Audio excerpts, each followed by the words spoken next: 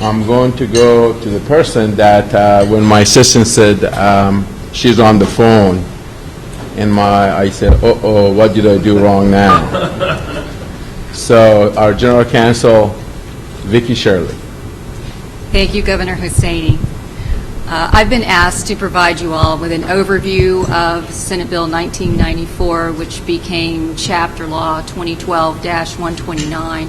I'm sure you've all read the legislation, but sometimes Can you put that microphone closer to yourself so that can, yeah. It's such a large microphone. I'm sure you've all had the opportunity to read it, but sometimes it helps to just walk through it. Stop me anytime as I'm going through this so I can answer any questions you may have. And what I forgot to tell you, you only have 10 minutes. Thank you. You always make my job easier. Yes. Okay. This legislation creates the Florida Polytechnic University in law. Statutory site is 1004.345. And it incorporates the benchmarks that this board approved at its November meeting, when the path at that time, as you've heard, was to take it through a separate accreditation process as part of the USF system, and then on to independence once it met specific benchmarks. And the legislation picks up the benchmarks other than changing the accreditation, because now it requires you to go through a process to seek immediate accreditation, which Dr. Ignash will cover, as a freestanding institution from SACS by December 31st, 2016. That's the golden date here. By that time, hopefully you will have achieved SACS accreditation for the university. You will have achieved specific discipline accreditation where necessary for particular programs. You will have initiated, of course you'll have to, because you have to have programs in place in order to be accredited, and it's a STEM focus: science, technology, engineering, and math, and we love to say STEM. So after that, you are to attain a minimum FTE, which is another fun acronym, which means full-time equivalent student for purposes of enrollment, of 1,244, with a minimum of that number in the 50% in the fields of science, technology, engineering, and math, and 20% in related STEM programs. Right now, the science and technology building is being constructed. You'll see pictures of that later and hear about it at the new Lakeland campus, and it should be completed well within the deadline of December 31st, 2016. But you'll see in paragraph 1E that there are additional facilities, and Tim will go over the PICO dollars that are available for the construction of those facilities that you currently have. One would be phase one of a wellness center on campus, and then a residence hall or halls containing no fewer than 190 beds. Because right now, if you're going to have a residential campus, you have to have a dorm. So hopefully that can be in place by December 31st, 2016. Then you have to have the ability to provide either directly or through shared services models, and there are, other universities out there that I think would be willing to assist in getting everyone up and running for financial aid, information technology services, library, admissions, other student support services, and an internal audit function. Then once these criteria have been met, you're to come back to the Board of Governors and present an overview that you've met these criteria and demonstrate that, and then the board will determine whether the criteria have in fact been met. When you move into Section 2, that's where the bulk of the transfer information is contained, and the legislation requires all of the real and personal property, the existing contracts, the existing obligations and liabilities that USF has been holding for USF Polytechnic to be transferred to Florida Polytechnic. And I know USF has been working diligently to identify and inventory the assets, the contracts, the leases, which Tim will touch on later, because there are some leased properties associated with USF Polytechnic that will need to be assigned to the new university. There is also a very large parcel of real property that needs to be assigned or transferred from USF to the Florida Polytechnic where the new campus sits. That land was donated by the Williams Acquisition Holding Company in 2004 pursuant to a request for proposals that the university had put out on the street. Basically, it's a competitive solicitation process to locate someone who would be willing to donate land and some additional funds to develop a new location for a new campus. And Williams stepped up and donated a wonderful parcel right off of I-4. The Science and Technology Building is underway, but one of the things that you're going to be requested to do pretty quickly when USF makes the transfer of the property, under the terms of the donation agreement, Williams reserved the right to consent to any assignment or transfer of the rights and obligations under the donation agreement, including the transfer of land. So in your packet, you have a second amended and restated agreement for donation of land, which was recently executed by USF and Williams Acquisition Holding Company to take the first step in completing this assignment.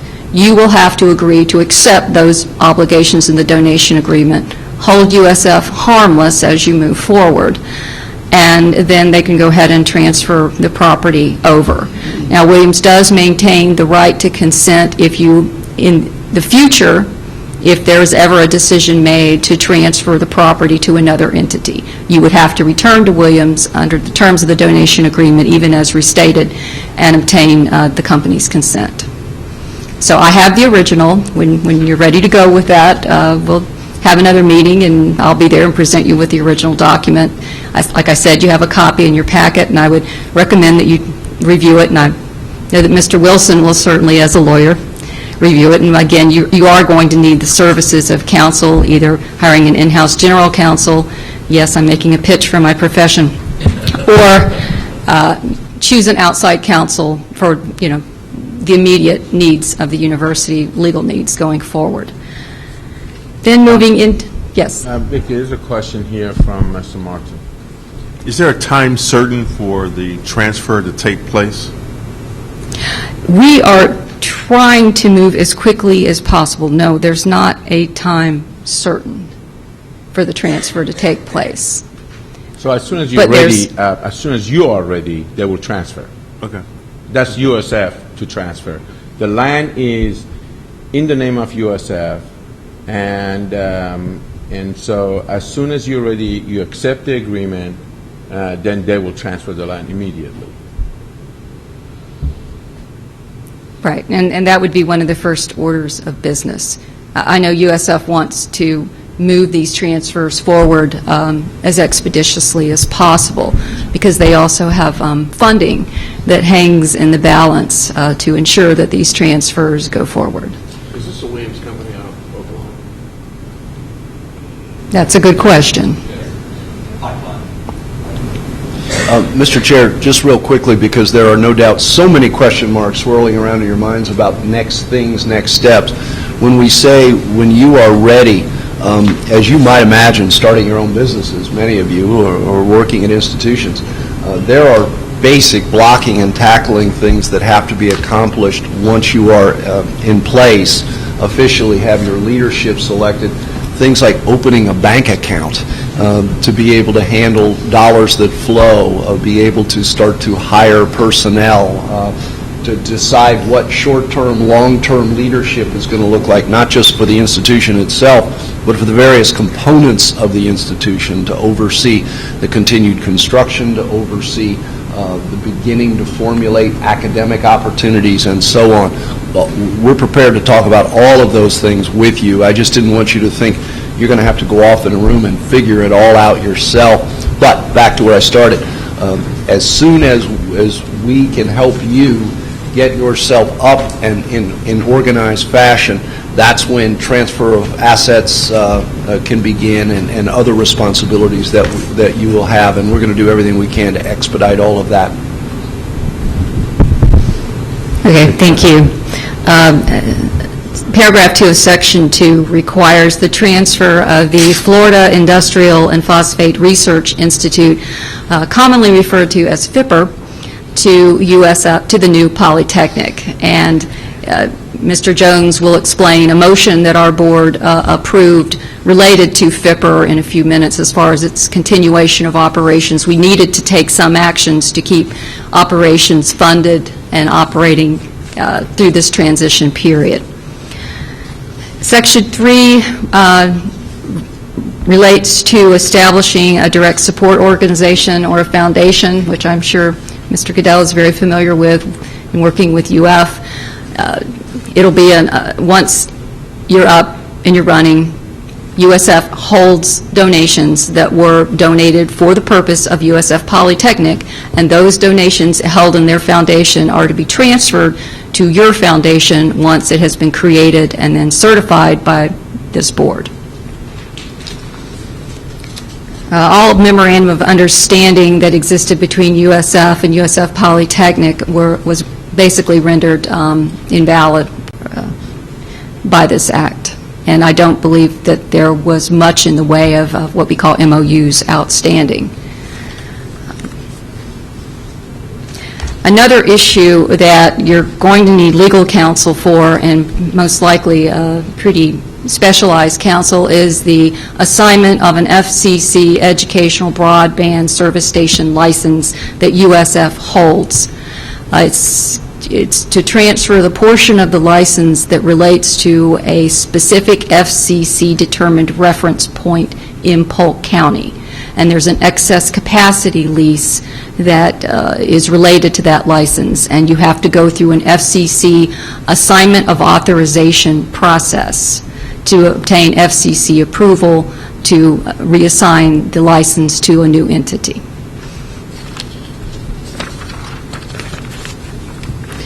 Currently, the USF Polytechnic and now the USF Teach Out is ongoing at the Polk State campus because that's been the joint use facility that has supported all of the programs and the student services for USF Polytechnic. And Dr. Ignash will talk to you about briefly about the Teach Out program that USF is required to undertake so that the students who are currently still students of USF, because this bill essentially said any student at USF Polytech that wants a USF degree can stay with USF and graduate with a degree from them. So Polytechnic does not technically have any students or faculty or programs or employees right now, which is why this is unprecedented and a bit of a challenge for us. But you will be able to you do have a facility. And Mr. Hyman had asked me during the break, well, when we have our next Board of Trustees meeting, where do you think we would meet? And I know as staff, we talked about perhaps meeting at Polk State. That seemed to be the logical place to go ahead and meet in Lakeland at the facility where the Polytechnic was operating from. But again, that's up to this board. And I'll cover the open meeting requirements later in the afternoon. I just want to go through the rest of the transfer here. University of Florida is to assist you with whatever needs you may have in hiring and accreditation. So they were not able to be here today. We've been working closely with the provost at the University of Florida, Joe Glover, and Barbara Wingo in their counsel's office. And then there's a provision that renders this board and the USF Board of Trustees immune from any civil liability for any actions that you may take requiring compliance with this act. So that's essentially it in a nutshell. There are funding provisions that Mr. Jones will cover as well. Anyone have any questions about your legislative charge? So the big thing is getting a certain number of students by a certain time and being accredited, right? Right, by December 31st, 2016.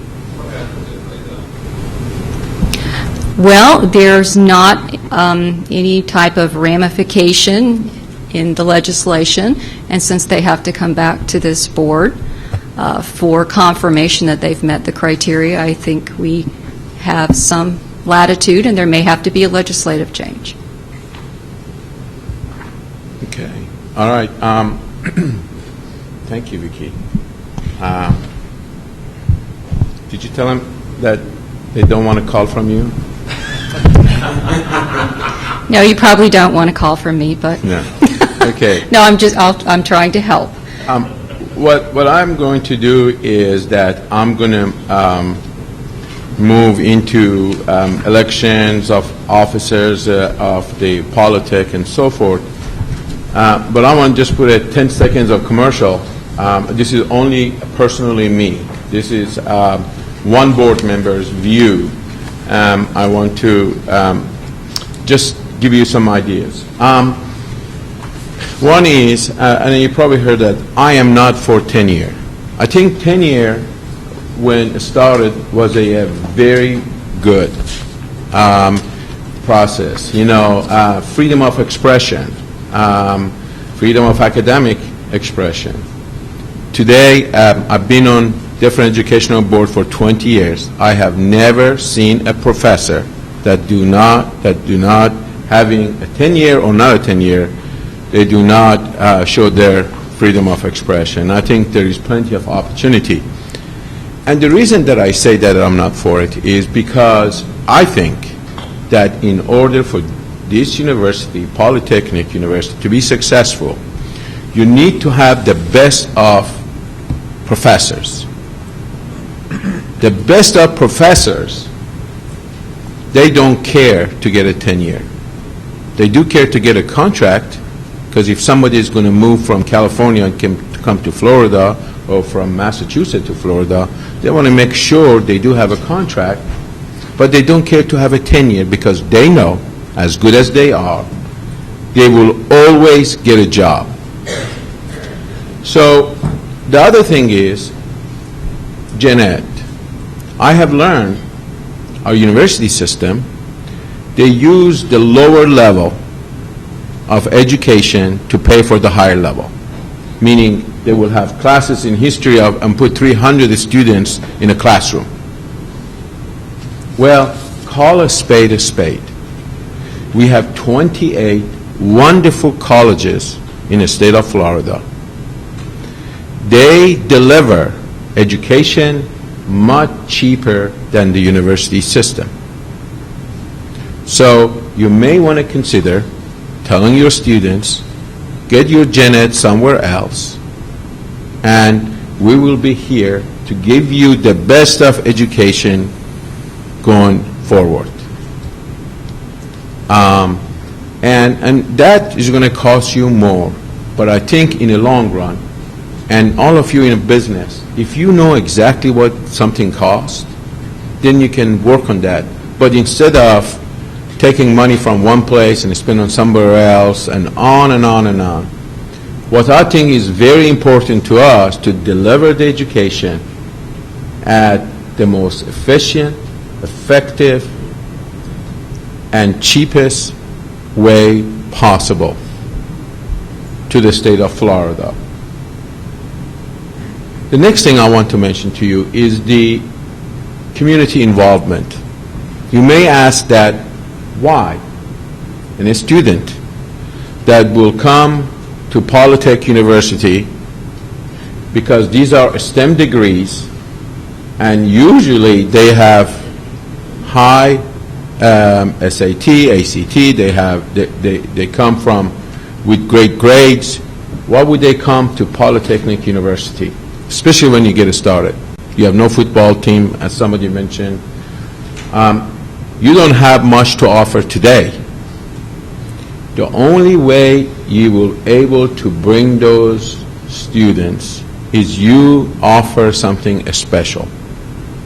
And you need to look what that special is. Is it in a form of giving that student all their tuition? Is it in the form of hiring the best known professors? Is it in the form of getting industry to offer a guaranteed job? Whatever that is, you have to be very clear of what that student will get to make their mind up to come to Polytech. And then last, you really need to look at what degrees. what degrees can we offer that we know that our student's going to get a job at the end of the day, and that we're going to have enough students to be able to make that degree worthwhile. You ought to do all your studies and looking at it and study it, and do not do redundancy. One of the biggest problems we have in the state of Florida, which we are working on it, is redundancy and having degrees after degrees get offered by all of our universities. See what is needed in our state. See what's the shortage that we have. And trust me, there is a shortage right now, and it's getting worse and worse. Find out what that is and offer those degrees that the kids will get a job. So with that said, what I like to do is to move and try to select the chairman and vice chairman of the Board of Polytechnic University. And you all have met each other, and so I'm looking for a motion to make nomination to put on the floor for the chairman and vice. We need to call the roll first to ensure that we have a quorum present. I knew that. I was just trying to prove to the group how I get managed. You see? You saw that? Immediately I got cut off. So, Monoka, would you please do a roll call? Absolutely, I'd be happy to. Trustee Bostic? Here. Trustee Featherman? Here. Trustee Goodell? Here. Trustee Hallion? Here. Trustee Hammack? Here. Trustee Hyman? Here. Trustee Martin? Here. Trustee Wilson? Here. Governor Hosseini, you have a quorum. Okay. Do I have a motion? Mr. Martin. Mr. Chair, I think that in looking at our group, and we have a very, very good group here. I mean, I think that based upon the introduction of everybody earlier today, that we're going to really hit the ground running, and it's going to be really a very action-oriented board, and we really begin off on the right foot. Having said that, I would like to place a nomination, two names, one for Chair Robert Goodall and for Vice Chair Mark Bostic. I think in looking at both of their backgrounds, especially with the University of Florida Foundation, and we're going to need a lot of interaction with U of F. I didn't realize until today that the University of Florida will serve as our advisory and consulting group, which is good. It's in the bill. Right. Because I hadn't really read the bill until today. I was thinking that we could maybe reach out to University of Central Florida or U of F, and I'm glad to see that was written in the bill. So with that, I would like to place Robert Goodell as the chair and the vice chair is Mark Bostic. Do I get a second from the... Mr. Chairman, I second the motion. Mr. Hallion? Okay. We have a motion and a second. Any discussion? Okay. No more discussion. Roll the call. Trustee Bostic? Yes. Trustee Featherman? Yes. Trustee Goodell? Yes. Trustee Hallion? Yes. Trustee Hammack? Yes. Trustee Hyman? Yes. Trustee Martin? Yes. And Trustee Wilson? Wow, that's great. Congratulations.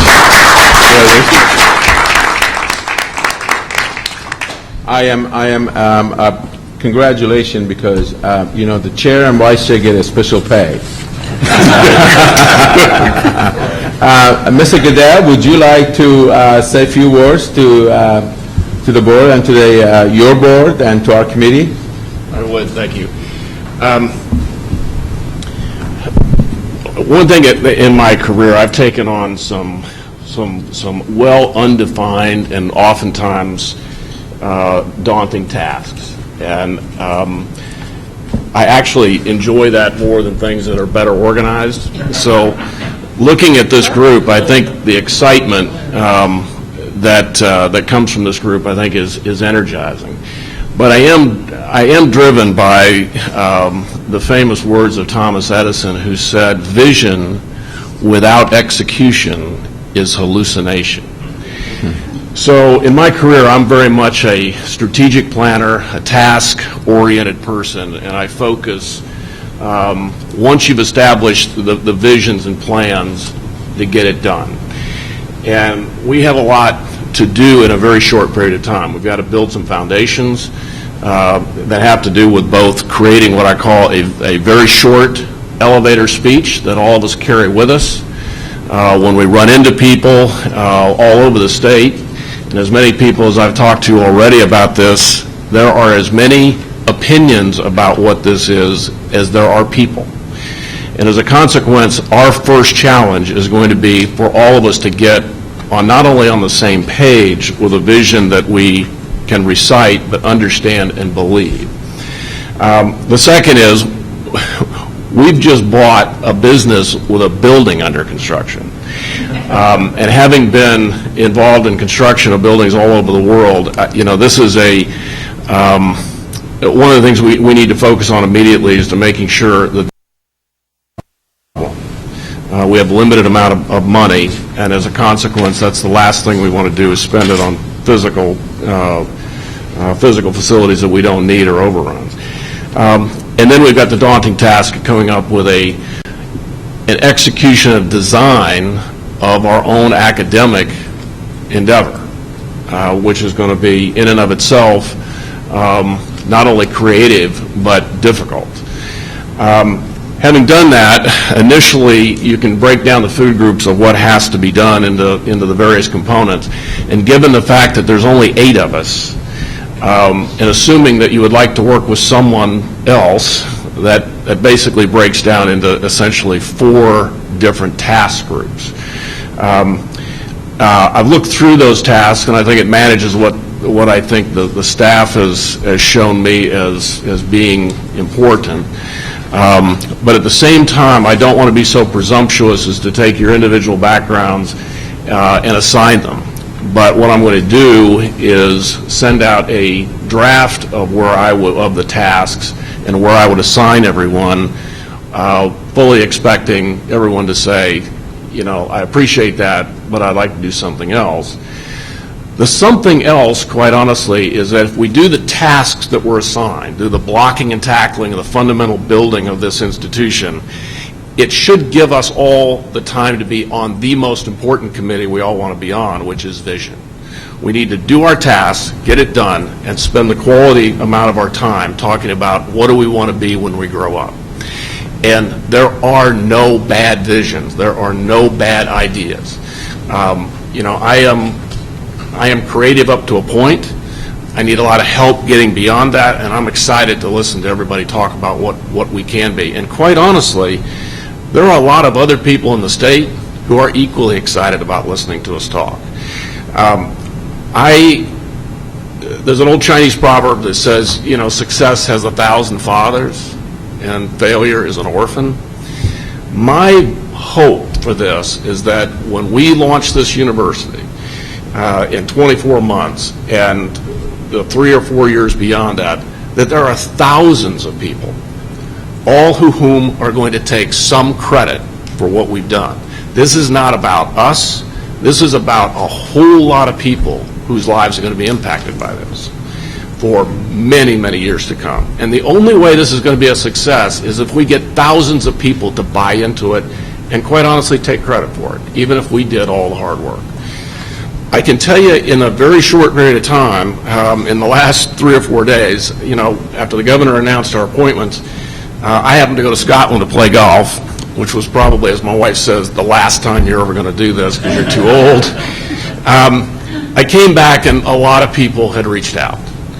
And I can tell you, and I think it's important for the board to know this, that the full administration of UCF were the first people to call. Anything we can do to help you. They see this as part of their community, part of their mission as well as ours.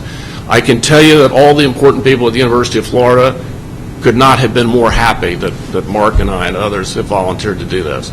Anything that we need from UF is theirs. I've talked to Cammie at the engineering department. Joe Glover and I have worked together closely for the last 2 years since I've been provost. These people are ready, willing, and able, to help us make this work. Along those lines, if you kind of envision, as I do, this is a triangle.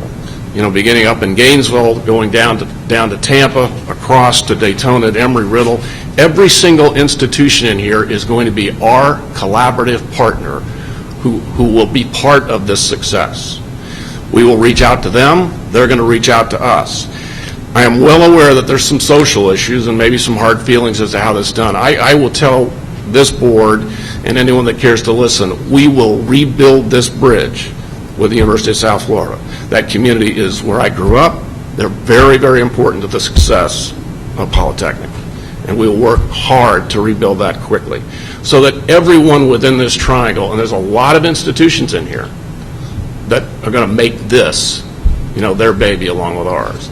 And I can tell you, just from the phone calls that I've gotten so far, I think we're going to have more opportunity very early than we ever thought we were going to have. So I'm highly encouraged. I think this is a big, big task, but there's a lot of good people who really care about this. But the most important people are the people in Polk County. And we never forget the fact that they're the ones that are going to have to live with whatever we do. And we're going to make sure that Polk County, the folks in Polk County understand what we're doing, what we're thinking, how we're doing this. There cannot be this issue of we don't know what they're doing and how they're doing it, because we are playing in their hometown. And so as a consequence, Mr. Chairman, Mr. Chancellor, I accept this. This is going to be a lot of fun. I'm not sure I'm going to enjoy driving down I-4 all the time, but, maybe Route 50 and back down 27. But thank you for letting me say those words. Thank you, Mr. Goodell. At this stage, I'd like to ask my partners, my friends that have sat with me at the committee meetings time and time, hours and hours, if they have any word of wisdom. Dick, do you have any word of wisdom for the board? Well, I think that, like I said, that the strategic plan, the visioning, and all of that stuff, I think will keep you out of a lot of trouble if everybody's on the same page and Rob's on the same page. So that's great. If I can be of any help, you'll want to talk to Georgia Tech. I'm on one of their boards right now, so I can get you there. If y'all need any help from the board governor's standpoint, I'm here. So I think we're off to a great start. I'm really impressed with the board. Frank, I'm so glad you're there. You can bring all that institutional knowledge to the board. Mark and I have been all friends. I'm happy where we are. I think we've done a great job of putting this board together. And Rob, I know you can lead, and so call on me if I can be of help. Governor Tripp. One of the important things is that you stay politically connected. You were created by the legislature, and make sure that you're listening to them as well as providing them the information that they're going to require. And the more you reach out as this is going on, not only independently but with the Board of Governors, as we each year put our political muscle together, it'll be very helpful. And I can't say enough about everybody putting the time aside to get up there and meet the people who are going to be evaluating what you're doing, who are going to be voting on whatever sums of money that are going to come your way, and make sure right from the very beginning they know you. And I think at the end of the day, they are a big partner. It is that golden rule. They have the gold, and they do rule with it. Thank you. More than anything, you'll know. Yeah. Chancellor, do you have any word of wisdom? Well, I don't know about words of wisdom, just more words of congratulations, and also to recommit what I said earlier by way of what we have available to us as you've met, not only here, but back in Tallahassee. We really do have some very talented people. We're not many in number, but the people that we do have with the Board of Governors are really very talented and very experienced. So we are here to assist. It is an unprecedented role that we find ourselves in, because it is very different, for example, for a member of the Board of Governors to gavel into session a meeting of a local Board of Trustees. But you can see and understand that without the elected leadership, we had to take that unprecedented step after researching how we would do this. But it is exciting, because everything we do, more or less, is the first time that it's been done, or at least the first time that it's been done in this effort, which makes it really very exciting.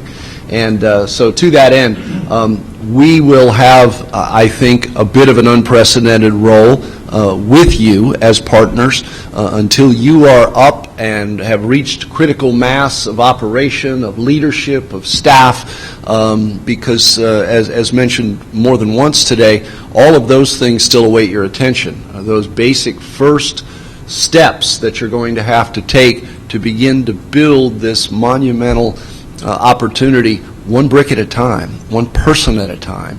And we will stand ready, willing, and able, I believe, to help you along that route as we go. So we congratulate both of our new leaders and wish you well.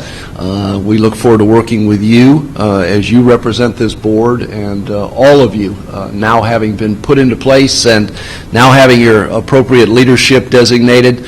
You're on your way, and we look forward to being a part of that. Thank you. Mr. Bostic, since you're Vice Chair, would you like to add a few words? Well, I'm excited and eager to get going, and I think what said by everyone here today. It's an incredible opportunity, and let's get going. Okay. Anybody else? Just one last thing.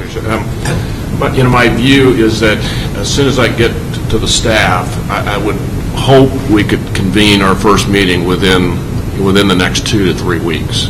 Largely, that'll be dependent on how much information I can get assembled to you so the meeting can be constructive. We've got those tasks that have to be organized, and so if that's seems like that's a possible time frame, I think that's appropriate. Yes, sir. Mr. Goodell, Mr. Chairman, in advance of you adding some personnel to be able to be on the ground all the time, seeing after some of those basic blocking and tackling initiatives, we would very much offer ourselves up to try to help coordinate the establishment of your first meeting logistically, et cetera, the things that you're going to need to do to make it an efficient meeting. And most importantly, that includes creating the agenda for that meeting. And with some of the things that we're going to discuss before we break from here today, I think you'll probably come away with a pretty good idea of those things that you're going to need to consider immediately.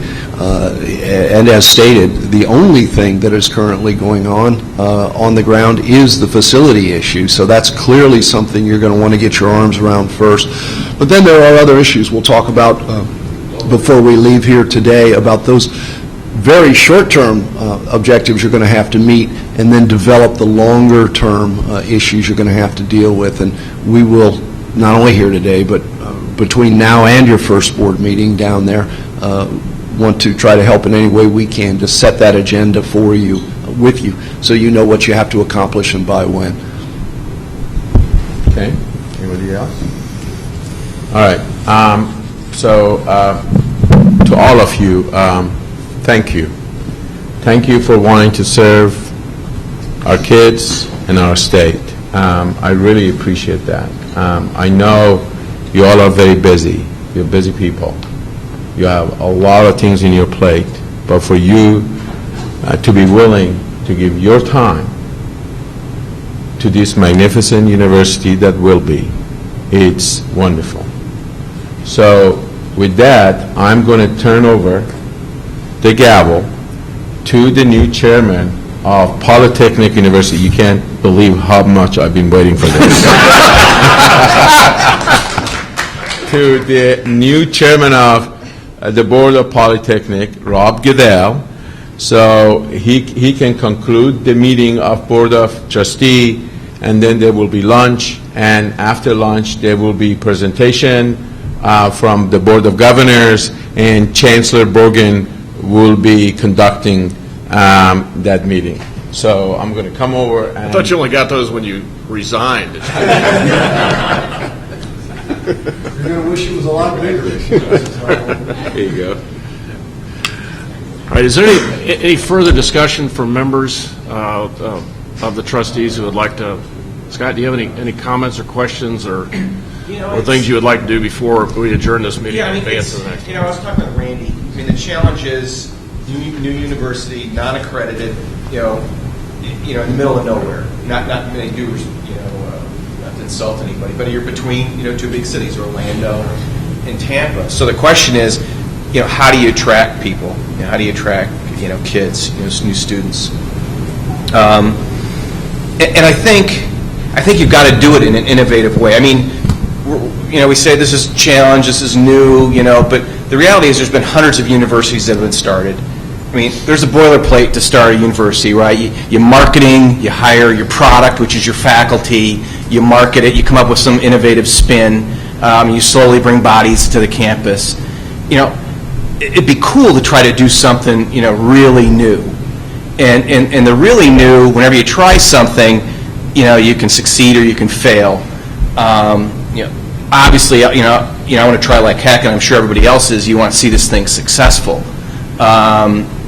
I think the big void in Florida is generally you've got a huge retirement population coming down here for tax reasons, and they bring a lower level service unit down here. So there's a big void in the middle. There's a big IQ void, sort of middle to the top of, you left the state. You left the state. Why'd you leave the state? Because if you're, a bright, risk-taking person, you split because there just aren't the type of jobs down here. So and it doesn't happen overnight, but how do we draw that IQ points down here, and how do we keep people like you here? Okay, so I think that's the mission, to keep and attract high IQ, risk-taking people that in the long run will drive Florida, just like it drives, California, just like it drove, New England, in the beginning. So how do you do that?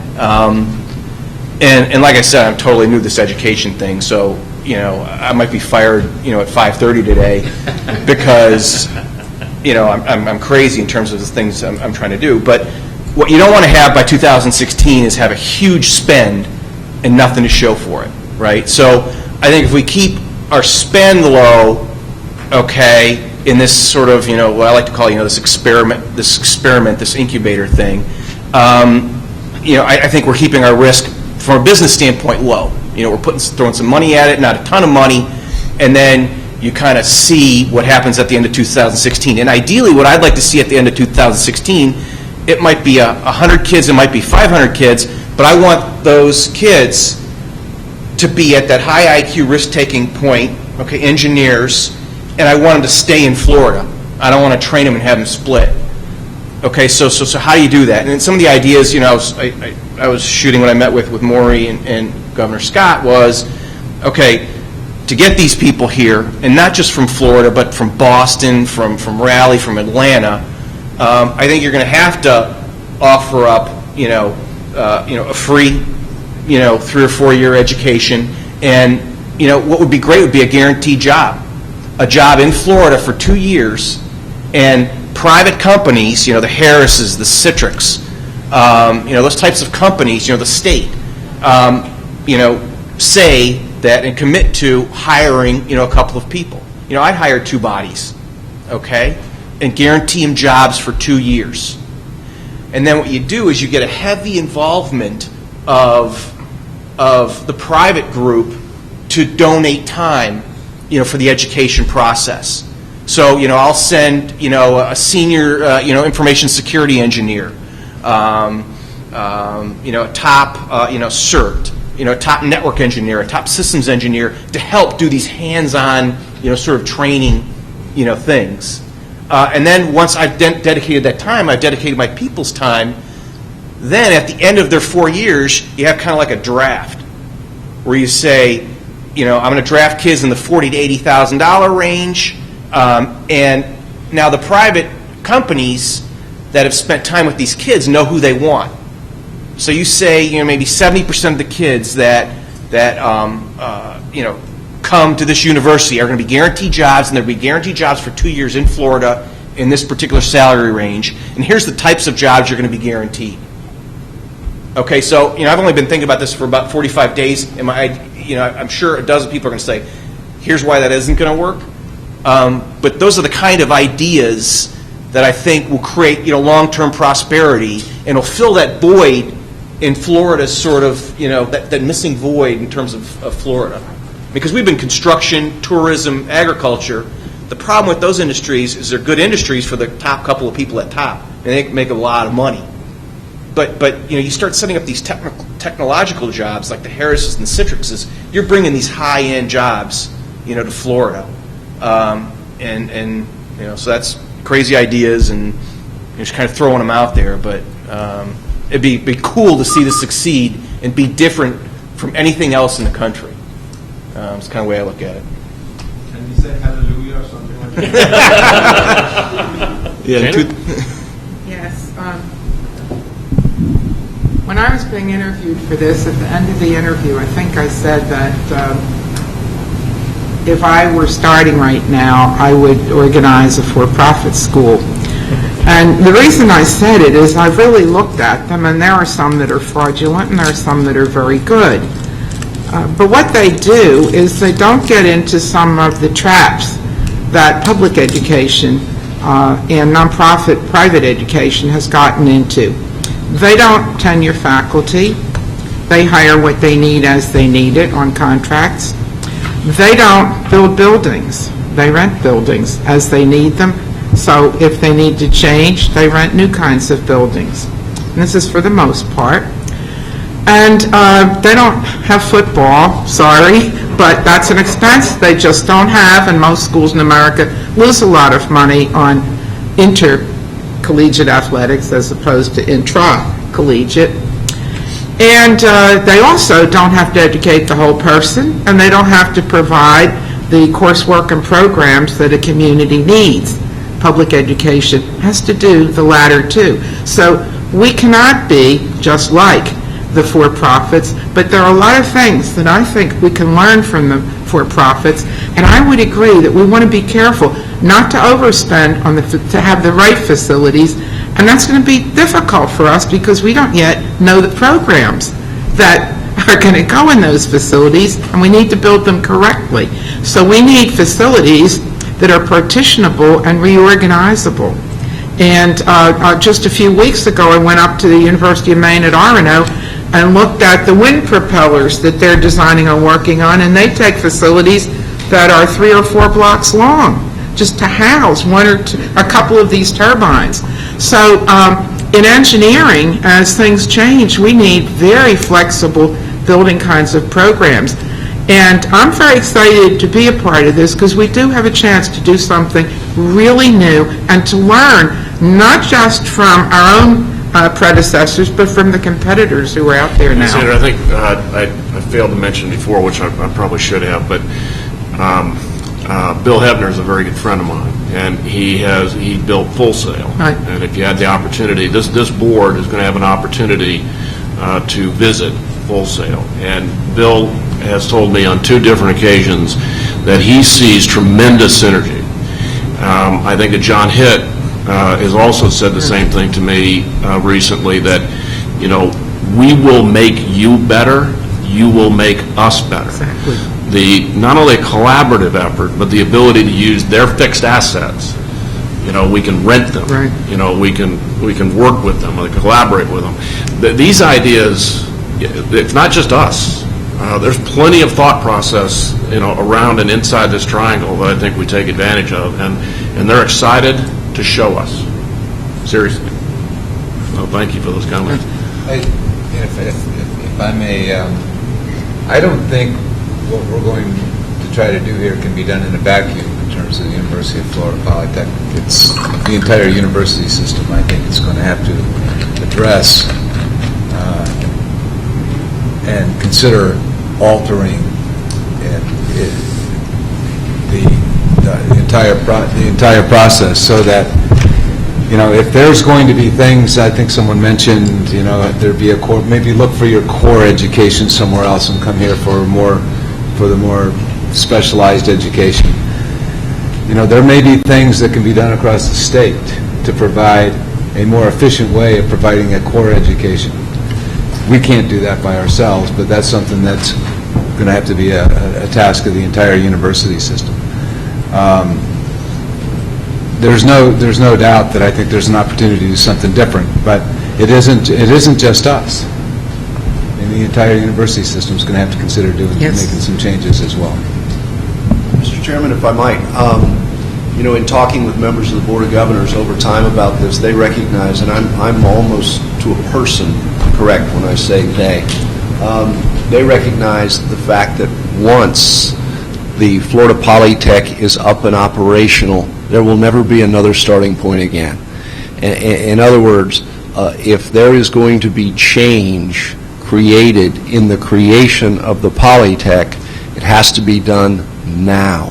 Once the bold strokes have passed and we're on then to the formulation and the achievement of critical mass of the Florida Polytech, the time is lost to do anything significantly different than what you're on a glide path to do. I know that. I ran a university, and as many great ideas as a lot of us had, we found ourselves ultimately ground down in a system that came along a lot sooner than we did, that kept us from doing a lot of the really bold things that we want to do. All of that to say, I think you will find a Board of Governors who, because this is not only a first, unprecedented, but also has the ability in some ways to be a pilot for how others might function if there are great, bold ideas implemented that have translational possibilities to the other universities. If we don't take the unique opportunity we've been presented, and that is not just you, that is all of us, to create something not only wonderful but quite unique in its construct, its operation, its vision, its message, then we're going to blow a great opportunity here. So I think it's dangerous to speak on behalf of a 17-member board, but I think I'm safe in doing that when I say, if you all have great ideas, and they might fly in the face of the conventional methodology, and it is in the power of the Board of Governors to call it make an exception for you because of the unprecedented nature of this opportunity, I'd be hard-pressed to believe if it sounds like it'll work and it'll provide not only the Florida Polytech but the entire system something better, I'd be hard-pressed to believe they wouldn't go with it and be a partner in it. Mr. Chairman, I think we've heard some very fine ideas here. I particularly wish to follow upon the comments that Maury made and also that Dr. Featherman made. I think as we go forward here, we really need to keep four things in mind. One of them is very much a clear focus on the mission of Florida Poly. Another one is my own personal belief is that we should avoid this problem of trying to be all things to all people, and we should definitely see this as a specialized institution, a specialized educational institution. I do believe that the issue of tenure is one that has to be carefully considered, and I personally don't favor it. I myself think that we're beyond that point with this institution. We don't need to be a tenured institution. And then finally, the facilities issue really resonated. Coming out of the museum world, we always had a problem where people were trying to sell us beautiful buildings and great architecture that absolutely didn't meet our requirements in terms of how you actually use the space. And the technology of research facilities, the architecture, I should say, of science and technology facilities is transforming so dramatically that I think a modular approach is actually a very wise one. I recently had a chance to visit some old research facilities that are now being rehabbed, and what they're finding is they have to get away from the rigid internal structure type approach to something where much more they have large available floor space and lots of connectivity and the ability to do various things with movable partitions. Certainly, if you take a look in the kinds of educational programs we're likely to offer in the sciences here, I don't think we want to find ourselves trapped by the confines of a building that forces then us to live with an unsatisfactory educational process. Thank you. Rob, I drove by the campus on the way over here, and there's a lot of steel coming out of the ground, so you guys need to really understand what you got there pretty quick. 8 o'clock tomorrow Or morning. you won't be making any changes quick. Amen. Mr. Martin? A lot of great comments in the last several minutes. I think the vision and the mission is going to be very, very critical that we address that very, very quickly, because that's going to set the course for what we do. As already been stated, we need to listen to the key stakeholders, and I'm calling stakeholders the students that we want to attract to the university, the community. We have to engage. I think there's a Poly Vision group, over 100 business leaders in the county, and in looking at their website, I think they've indicated at some point in time that they would like to meet with us once we get up and running. The Council of 100. So they're key stakeholders that we need to identify and begin to collaborate with. In terms of the building facilities, yes, we definitely need to understand what is coming out of the ground right now and what is the design of that building, how many students is it capable of serving, do you have walls that you can move? I mean, how flexible is it based upon the mission that we're going to be embarking on? And then have a work plan. I'm sure that as we go through this process, that as we meet, we probably at some point would need to have longer meetings, maybe over a couple of days, work sessions, so we can really get in, roll our sleeves up, and based on the assignment that you'll have for us at some point in time, to fully understand exactly how all this comes together. But again, I think that we're looking at an opportunity, and we can't be everything to all people, in terms of the university. I think, and Chancellor, correct me if I'm wrong, the University of North Florida, initially when it started, was an upper division school. Is that correct? North Florida, Florida Atlantic, FIU, most of our newer universities started as upper division only. So you mean master's degrees and things like that? No, I'm sorry, and I Junior, yeah, I have to be Junior, careful. senior. I always forget that just because I've been around, I know a little more about this stuff. But no, lower division meaning freshman, sophomore, if you will. Upper division meaning junior, senior, all toward a baccalaureate degree. And so many of our universities started by only offering, as Maury mentioned, in collaboration with the then community college system, transfer opportunities for students to bring in those lower division courses, which they accepted as part of their baccalaureate search. So, yes, that is one of the early decisions you all have to make. I went all 4 years at the University of Florida, but after the first 2 years, I got an AA degree, and I had to apply for acceptance into the upper division. That's been the history. So the concept of bifurcating, the AA degree from the upper is actually quite historical in Florida. It's not something you have to invent. Very good. Thank you. All right, if there is no further discussion, the chair is looking for a motion to adjourn the meeting. All right, second. Thank you. All in favor? Meeting is adjourned. That was the smoothest meeting you'll ever have. Exactly.